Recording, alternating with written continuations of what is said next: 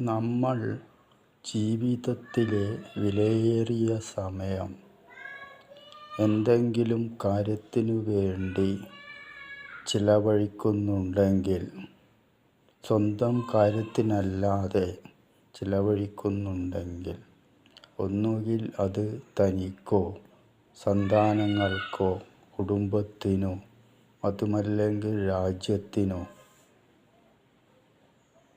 രാഷ്ട്രങ്ങൾക്കോ ഭൂമിക്കോ പ്രപഞ്ചത്തിനോ ഒന്നുമല്ലെങ്കിൽ അവനവന് സ്വസ്ഥതയോ ശാന്തതയോ ആനന്ദമോ ലഭിക്കുന്നുണ്ടോ എന്ന് ചിന്തിച്ചു വേണം അതിനു വേണ്ടി പുറപ്പെടാൻ. അല്ലെങ്കിൽ വിലയേറിയ മനുഷ്യജീവിതം തന്നെ പരാജയപ്പെട്ടു പോവുകയും നഷ്ടപ്പെട്ടു പോവുകയും ചെയ്യും.